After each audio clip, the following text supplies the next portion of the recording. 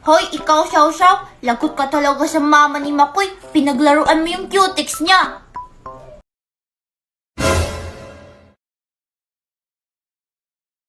Oh, sige, lagot ka talaga sa mama niya. Makapagdilig na nga lang muna. Mukhang okay pa naman. Bukas ko na lang didiligan. Hala, si Mama Dayang tumatawag.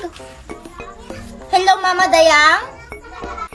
Hello, Angel. Samahan mo muna ang maganda mong pinsan na si Xiao-Xiao. Magpapakulay yun ng buhok. Ha? Magpapakulay ng buhok si Xiao-Xiao? Ako din po ba, Mama Dayang, magpapakulay din? Anong kulay-kulay sinasabi mo? Hindi. Para sa magandang pinsan mo lang yung pinadala kong pera dyan. Ano ba yan? Pag si Xiao-Xiao pwede, tapos pag ako hindi.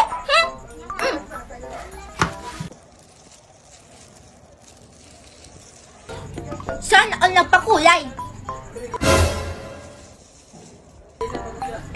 Anong tinitingin-ting mo dyan? Paborito ka lang ni Mama Dayang eh. Magpapakulay din ako paglaki ko.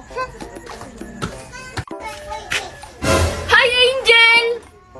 Puti pa siya, napakulay. Hi, Makoy. Angel, anong ginagawa mo dito? Magpapakulay ka ba ng buhok? Hindi ako yung magpapakulay ng buhok. Si Xiao-Xiao, andun sa loob. Hi, Xiao Xiao!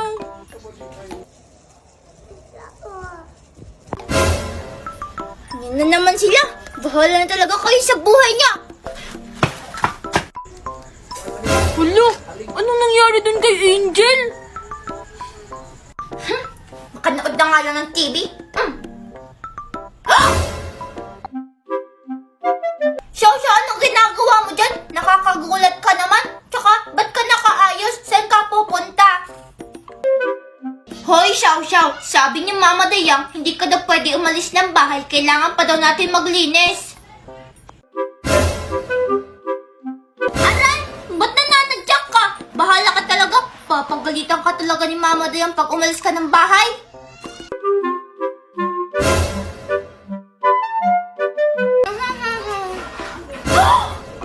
Hoy, Xiao-Xiao, saan ka pupunta?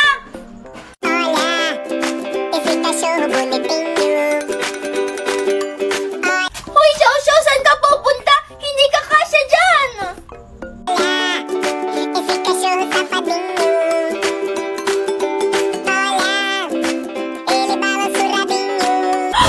Hala, paano siya nagkasya doon? Ang liit-liit ng butas nun. Hoy, Xiao-Xiao, bumalik ka dito. Ay, isa na naman kaya yung pupunta. Bahala yun siya. Hindi naman ako yung papagalitan eh. Lagot talaga ako dito kay Mama Dayang. Ay, nakakapagod naman maglinis ng bahay. Nana! 不就给你说个头发吗？ Oh, Xiao-Xiao! Ba't ka umiiyak dyan?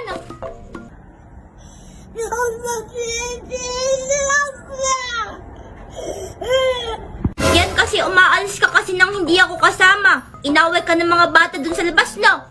Yan tuloy, bahala ka nga dyan. Deserve! Angel! O bakit, Makoy? Ano si Xiao-Xiao sa loob ng bahay? Umiiyak, hindi ko kasama. Ha? Umiiyak pa rin si Xiao Xiao hanggang ngayon? Ha? Anong ibig mong sabihin, Makoy? Alam mo ba na umiiyak si Xiao-Xiao? Oo, pumunta kasi kanina si Xiao Xiao sa amin. Sabi niya, gusto niya daw ako. Ha? Sinabi ni Xiao-Xiao na gusto ka niya? Eh, bakit siya umiiyak? Eh kasi, sabi ko sa kanya, may iba akong gusto. Kaya ayun, tumakbo siya at umiyak. Sinipa niya pa nga ako eh. Kaya pala. Makoy, ba't parang galit sa akin si Xiao-Xiao? Hindi naman ako yung umaway sa kanya. Kasi Angel. Na ano, Makoy? Ay, teka lang, Makoy, tumatawag si Mama Dayang, ha? Hello, Mama Dayang?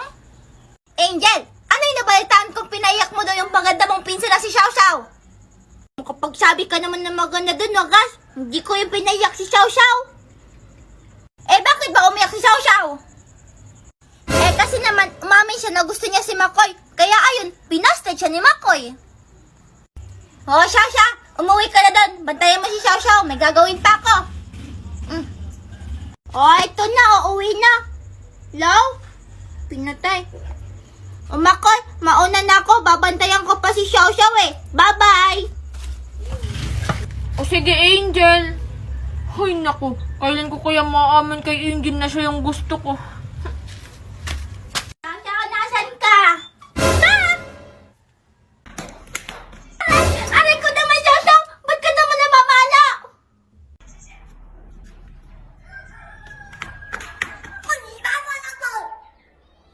Hindi ko naman kasalanan na hindi ka gusto ni Makoy eh. Bala ka dyan. Palo-palo ka pa dyan. Ay, naku. Nakakapagod naman magluto. Nasaan na kaya yung Xiao na yun? Xiao! Xiao? Lo, nasaan na yun? Xiao? Hoy, Xiao, tara na. Kakain na tayo tapos na ako magluto.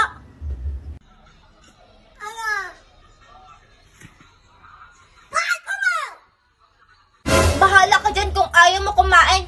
Kalit-kalitan ka pa dyan. Hi, Angel!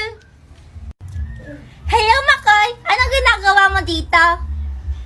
Wala lang. Tara, Angel, laro tayo. Sige, Makoy. Ano namang lalaroin natin? Kunin mo yung mascara mo. Tatakutin natin kung sino yung dadaan. Sige, Makoy. Teka lang, ako kunin ko lang yung mascara dun sa bahay. Dito ko lang yun nilagay eh. Nasaan na kaya yun?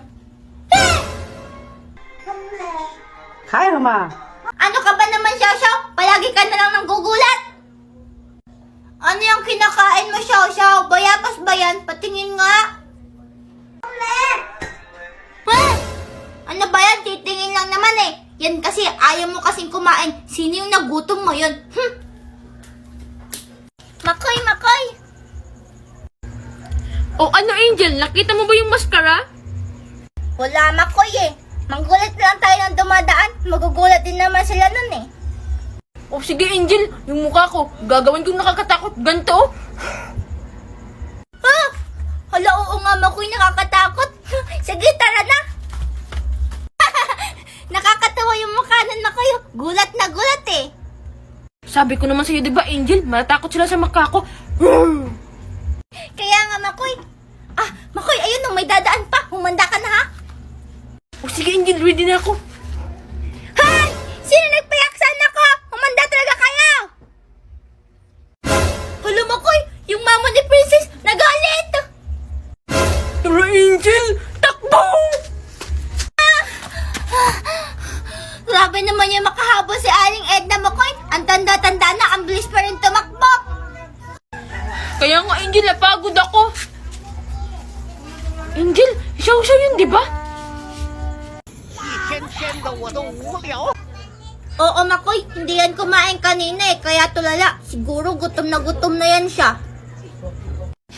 Tara, Angel, bulatin natin si Xiao. Sige, Makoy, tara. Buti na lang naisip mo yan.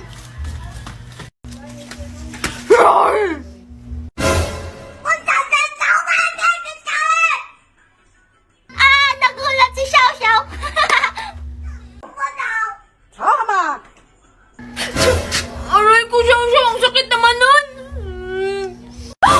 Hala, Makoy, naninipa. Lumayo ka. Tara, Angel, takbo na. Ang sakit ng sipa niya.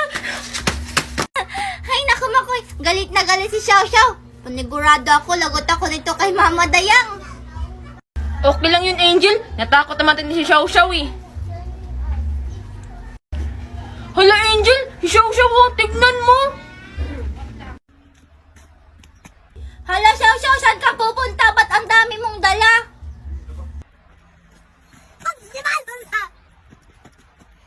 Ha, ano?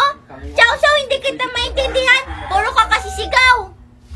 Hala, ang ibig siguro sabihin ni Xiao, Angel, lalayos na siya. Ha, ano? Huwag, Xiao. Papagalitan ako ni Mama Dayang pag lumayas ka. Sorry na, Xiao, huwag ka nang magalit. Tsaka pag umalis ka, saan ka naman pupunta?